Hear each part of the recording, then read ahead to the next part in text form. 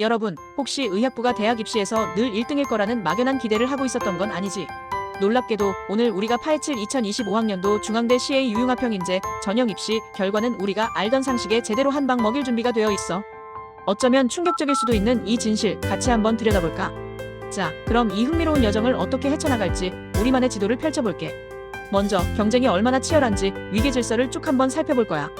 다음으로 모두의 예상을 뒤엎는 최상위권의 이변을 확인하고 문과와 이과의 경계가 허물어지는 지점도 짚어줄게. 마지막으로는 A, 내 등급 가지고 되겠어? 했던 친구들을 위한 3등급 이하의 숨겨진 기회 구간까지 이 모든 걸 2025학년도 합격자 평균 등급 데이터를 기준으로 속 시원하게 분석해 줄 테니 잘 따라와 봐.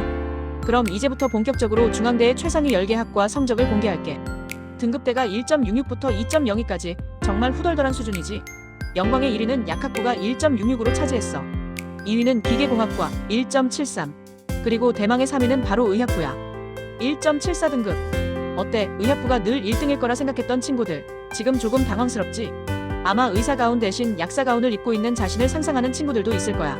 이어서 간호학과 인문이 4위, 영어교육과가 5위, 전자전기공학부가 6위, 역사학과가 7위, 미디어 커뮤니케이션학부가 8위, 경영학부 경영학이 9위, 그리고 화학공학과가 10위를 기록했어. 이 모든 건 2025학년도 합격자 평균 등급 기준이라는 점 잊지 마. 최상위권에서 이렇게 지각 변동이 일어났다는 건 단순한 순위 변동이 아니야.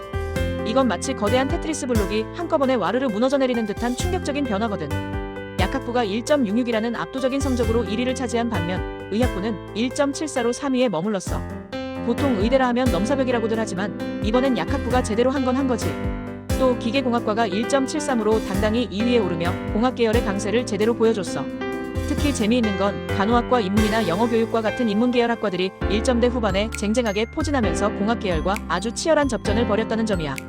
이제 단순히 이과가 대세라는 말은 옛말이 된 것 같지 않아? 자, 이제 좀 더 많은 친구들이 관심을 가질 만한 치열한 접전 구간으로 넘어가 볼까? 여기는 2.07에서 2.73 등급 사이의 학과들인데 정말 한치의 양보도 없는 격전지였어. 11위 교육학과와 응용통계학과가 2.07로 공동 11위를 차지했네. 이어서 심리학과가 2.13, 간호학과 자연이 2.26, 유아교육과가 2.20, 사회학과가 2.22, 공공인재학부가 2.27, 소프트웨어학부가 2.36, 문헌정보학과가 2.51, 그리고 철학과가 2.73으로 마지노선을 지켰어. 여기서 혹시 철학과는 왜 여기에? 하고 생각한 친구들, 철학이 얼마나 깊이 있는 학문인데 미래를 고민하는 친구들에게는 아주 매력적인 선택지가 될 수 있다는 걸 명심해. 물론 이 데이터도 2025학년도 합격자 평균 등급 기준이야. 여기서 정말 흥미로운 인사이트 하나를 발견했어. 바로 전공 선호도의 역설인데 흔히들 요즘은 이공계, 특히 첨단 기술 계열이 대세라고 하잖아. 그런데 말이야, 심리학과가 2.13, 사회학과가 2.22로 첨단 기술의 상징인 소프트웨어 학부의 2.36보다 더 높은 입결을 기록했다는 사실. 이건 마치 모두가 금을 캐러 갈 때 누구는 조용히 보석을 발견하는 상황과 비슷해. 이공계 쏠림 현상 속에서도 심리학, 사회학 같은 인기 인문학과의 합격선은 여전히 견고하다는 걸 보여주는 아주 중요한 지표인 거지. 트렌드를 좇기보다 자신의 적성을 좇는 게 결국 좋은 결과로 이어진다는 걸 보여주는 멋진 증거 아니겠어? 이제부터는 정말 전략이 중요해지는 구간이야. 첫 번째 전략 구간은 2.78에서 3.13 등급 사이인데 여기서 3.0 등급이라는 심리적인 장벽이 등장해. 글로벌금융과 사회복지학부가 2.78로 나란히 21위를 기록했고 광고홍보학과가 2.92로 뒤를 이었어. 그리고 3.0을 딱 찍은 융합공학부. 마치 나 3등급이야 하고 당당히 외치는 것 같지 않아? 수학과가 3.07, 경제학부가 3.08, 사회기반시스템공학부 도시시스템공학도 3.08, 그리고 화학과가 3.13으로 이 구간을 마무리했어. 이 구간부터는 단순한 내신 성적을 넘어 어떤 전형으로 어떻게 지원하느냐가 학부를 가르는 중요한 요소가 될 거야. 두 번째 전략 구간은 3.15에서 3.49 등급이야. 여기선 숨겨진 보석 같은 기회들이 튀어나오기 시작해. 국어국문학과가 3.15, 그리고 짜잔! 32의 AI학과가 3.26 등급으로 등장했어. 요즘 가장 핫한 AI 학과가 이 등급대라니 이건 정말 기회의 발견이라고 할 수 있지 않겠어? 마치 복권 당첨번호 찾은 기분이 들 정도야. 이어서 영어영문학과가 3.33, 국제물류학과가 3.41, 유럽문화학부 러시아어 문학이 3.44, 물리학과가 3.46, 그리고 생명자원공학부 동물생명공학이 3.49로 이 구간을 마무리했어. AI 학과는 정말 우리가 눈여겨봐야 할 학과임에 틀림없어. 자, 이 구간은 3등급의 시작점과 함께 찾아오는 기회의 전공들이 모여있는 곳이야. 경제학부가 3.08, 그리고 아까 깜짝 등장했던 AI학과가 3.26. 이처럼 주요 인기학과들이 3등급 초반대에 포진해 있다는 게 핵심이야. 이건 뭘 의미할까? 바로 절대적인 내신 수치만 보고 포기하기에는 너무 아까운 구간이라는 뜻이야. 너의 3등급이 누군가에게는 꿈의 등급일 수도 있다는 거지. 이 구간은 내신 성적 자체보다 얼마나 똑똑하게 지원 전략을 짜느냐가 합격을 결정하는 마법의 구간이라고 할 수 있어. 국어 국문, 영어 영문 같은 어문 계열과 물리학, 화학 같은 자연과학 계열이 뒤섞여 있는 복합적인 구간이라 선택의 폭도 넓어. 마치 종합선물 세트 같은 곳이지. 이제 등급대는 3.50에서 3.78까지. 여기는 어문 계열과 공학 계열이 아주 재미있게 뒤섞여 있는 구간이야. 36위에는 아시아문화학부의 일본 어문학, 중국 어문학이 3.50으로 공동 랭크됐고 유럽문화학부 독일 어문학이 3.51로 그 뒤를 이었어. 어때? 어문 계열이 강세를 보이고 있지? 그런데 갑자기 뜬금없이? 건축학부가 3.61로 등장하고 첨단소재공학과가 3.64, 예술공학부가 3.66으로 나타나. 마지막은 생명자원공학부 식물생명공학이 3.78을 기록했어. 이 구간을 보면 일본어, 중국어, 독일어 등 어문 계열이 3.5등급 라인을 아주 촘촘하게 형성하고 있다는 걸 알 수 있어. 혹시 일본 애니메이션이나 중국 드라마를 좋아하고 있다면 여기를 주목하는 게 좋겠지. 자, 이제 정말 숨고를 틈도 없는 마지막 기회 구간에 도착했어. 3.85등급부터 무려 4.75등급까지 펼쳐지는 이 구간은 끝날 때까지 끝난 게 아니다 라는 말이 딱 어울리는 곳이야. 도시계획 부동산학과가 3.85, 유럽문화학부 프랑스어 문학이 3.88, 식품공학부 식품공학이 3.90, 생명과학과가 3.92, 에너지시스템공학부가 3.99를 기록했어.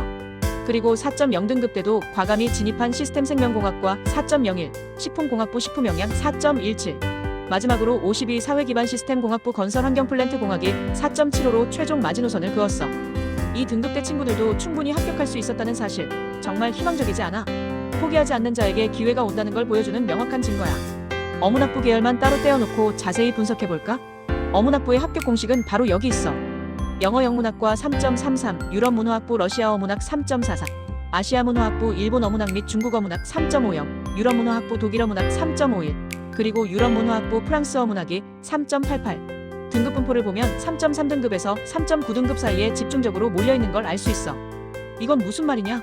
어문 계열에 지원할 때는 3등급 중반에서 후반대가 아주 안정적인 지원권이라는 뜻이야. 막연히 내 등급으로는 어림도 없어라고 생각했던 친구들이 있다면 이제는 전략적으로 노려볼 만한 구체적인 목표를 잡을 수 있겠지. 이번엔 바이오 및 시스템 공학 계열을 분석해볼 시간이야. 이 분야는 마치 숨겨진 블루 오션과 같아. 식품공학부 식품공학이 3.90, 생명과학과가 3.92, 에너지시스템공학부가 3.99, 시스템생명공학과가 4.01, 그리고 식품공학부 식품영양이 4.17을 기록했어. 이 학과들은 전공 적합성을 상당히 중요하게 보지만 평균 등급은 4.0점 전후로 형성되어 있어. 이건 무슨 의미일까? 바로 전략적으로 상향 지원을 노려볼 만한 아주 매력적인 기회라는 거지. 자신의 전공에 대한 열정과 스토리가 명확하다면 남들이 주목하지 않는 이 블루 오션에서 성공적인 입시 결과를 얻을 수도 있다는 뜻이야. 남들이 다 바다 한가운데서 헤매고 있을 때 우리는 고요한 바닷가에서 보물을 발견할 수 있는 거지. 자, 이제 오늘 우리가 함께 탐험한 중앙대 입시 결과의 여정을 종합적으로 정리해볼 시간이야. 1.66 약학부부터 시작해서 2.36 소프트웨어, 3.00 융합공학, 3.26 AI학과, 그리고 4.75 건설환경까지. 정말 다양한 스펙트럼의 등급대와 학과들이 존재한다는 걸 확인했지. 이제 질문 하나 던질게. 이 넓은 스펙트럼 안에서 당신의 위치는 어디라고 생각해? 단순히 숫자 하나의 일이 일비할 게 아니야. 중요한 건 이 숫자 뒤에 숨겨진 구간별 경쟁의 맥락을 읽어내는 능력이야.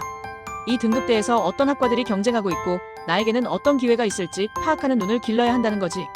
기억해. 데이터는 거짓말하지 않아. 번지르르한 학과 이름의 무게에 현혹되지 말고 숫자가 말해주는 실질적인 입시 결과를 믿는 것이 중요해. 그리고 가장 핵심은 똑똑하고 현명한 전략이 결국 합격을 만든다는 사실이야. 오늘 이 데이터가 여러분의 전략 수립에 큰 도움이 되길 바라. 포기하지 않고 끝까지 노력하면 분명 좋은 결과를 얻을 수 있을 거야.